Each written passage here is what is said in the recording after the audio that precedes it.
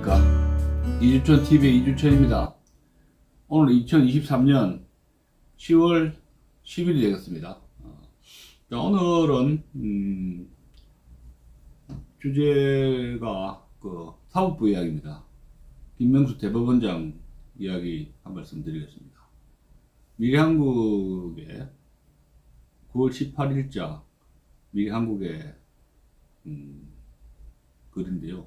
실정분석은 원영섭 미래한국 편집위원이면서 변호사이신 원영섭 변호사가 쓴 심층분석, 김명수 사법부는 법관이 아닌 정치인이다. 김명수 대법원장은 법관이 아니라 정치인이고, 김명수가 둘러싼 사법부 법관은 판사들이 법관이 아니라 정치인이라고 생각해야 된다, 이런 글입니다.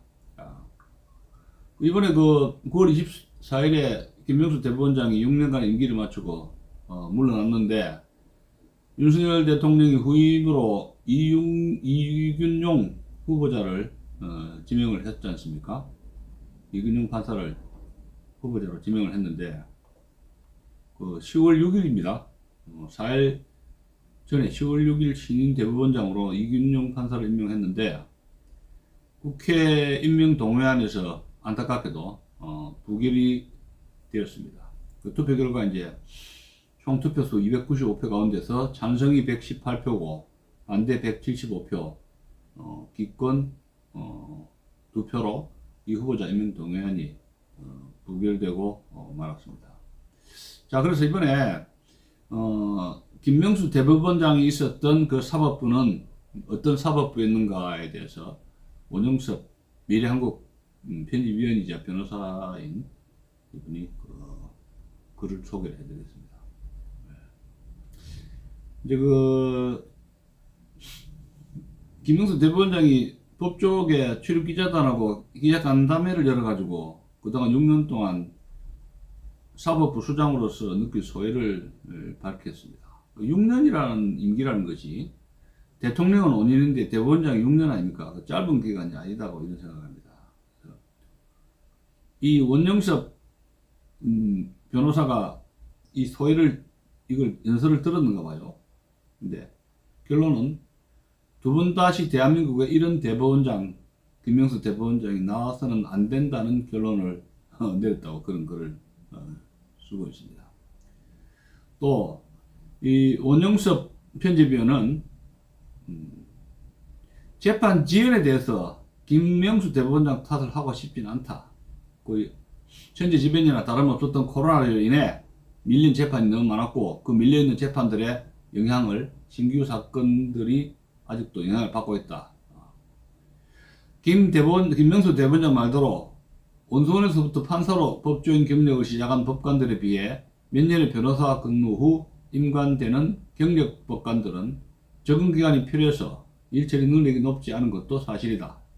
또한 코로나를 극복하기 위해 화상재판을 적극 도입한 조치는 시대 발전에 발맞춘 거라 가산점을 주고 싶다.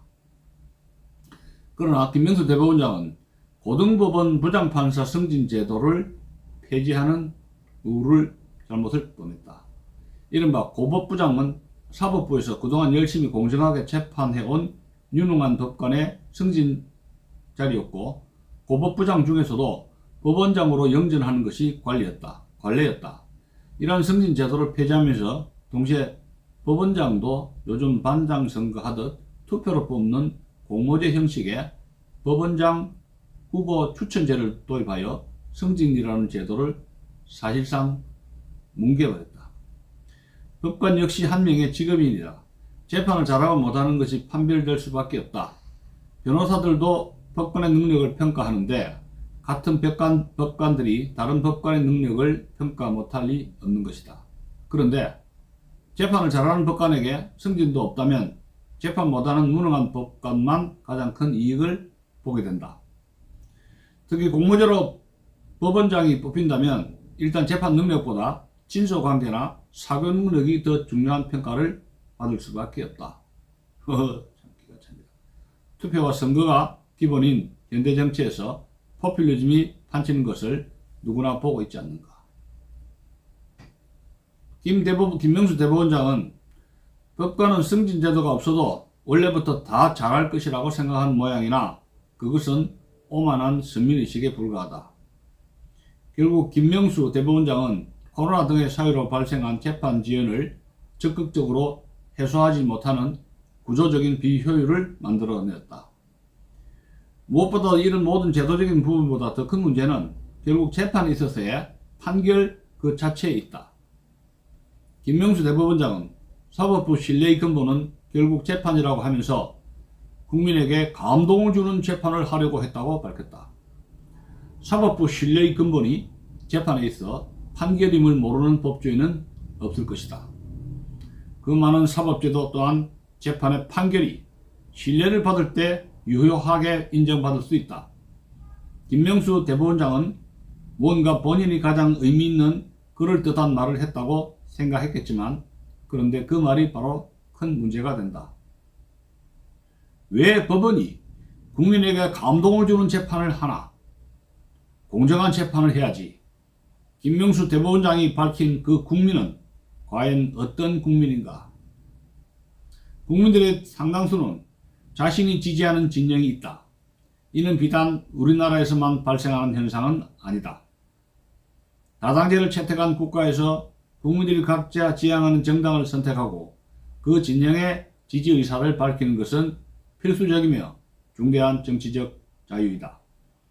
우리나라가 공산당 일당 독재국가가 아닌 다음에야 국민들은 여러가지 생각과 이해관계를 가지고 살아간다. 그럼 다시 묻자. 김명수 대법원장이 밝힌 그 국민은 도대체 어떤 국민인가? 그 국민은 모든 국민인가? 아니면 그렇다면 김명수 대법원장은 스스로 재판의 신이 되려고 하는가? 아니 재판의 신이 되겠다는 오만을 부린 사람이다. 왜냐하면 모든 국민이 감동받는 재판은 존재할 수가 없기 때문이다. 그 오만함은 바로 무능함과 직결된다. 법관의 정의는 자신이 모든 것을 알고 있는 신임을 자처하는 정의가 아니다. 신이 아니기에 판결을 내리는 법관은 항상 괴로울 수밖에 없다. 그 괴로움에 비례하여 법관은 스스로 더 많이 공부하고 연구해서 더 똑똑하고 유능해져야 한다. 그렇게 끊임없이 자신의 오판을 경계하고 스스로의 부족함을 되돌아보는 유능함을 갖춘 의심하는 정의가 법관의 정의다. 모든 국민이 아니라면 그 국민은 다수의 국민인가? 그렇다면 김명수 대법원장은 사법부의 역할이 무엇인지에 대한 그 본분을 망각했다. 자유민주주의에서 영원한 다수는 존재하지 않는다.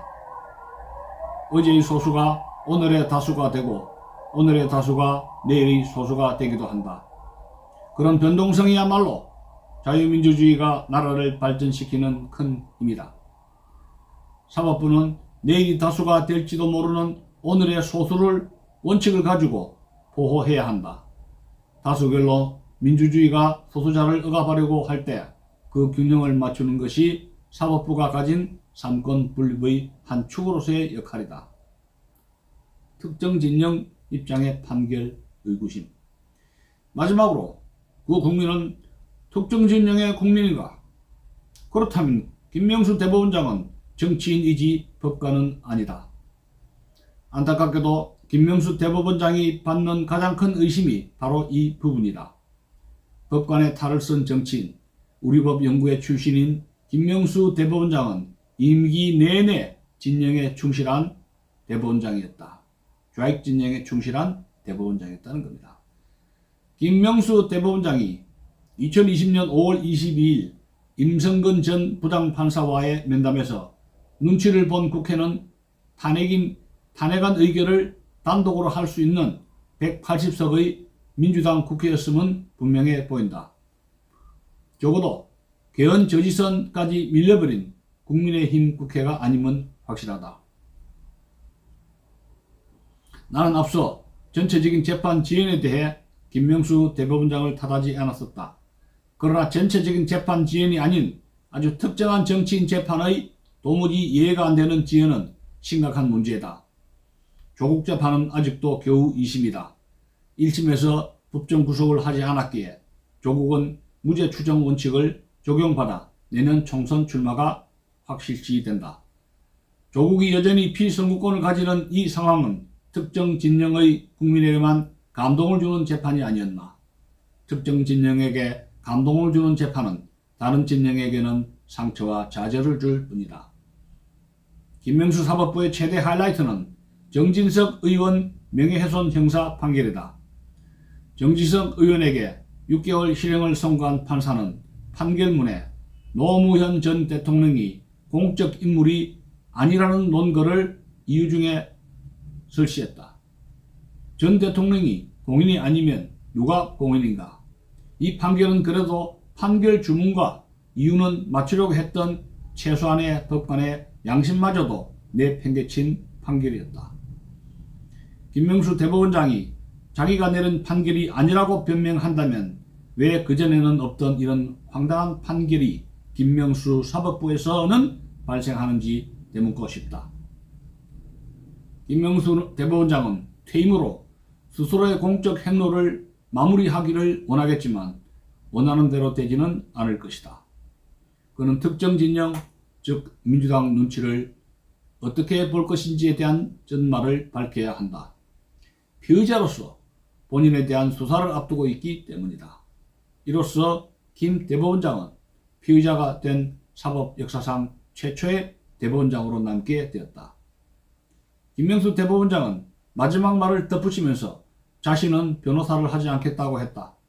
그는 아직도 여전히 의심하는 정의가 부족한 법관이다. 그는 사법부의 수장을 하면서 이미 특정 진영을 위한 변호사 노릇을 충실히 했다. 6년간의 대법원장의 직함을 가진 변호사를 했는데 더 할 필요가 있을까? 두 번 다시 피의자가 되는, 아니 특정 진영을 위한 변호사를 겸했던 대법원장이 우리나라 역사에 다시는 나타나게 되지 않기를 간절히 바란다.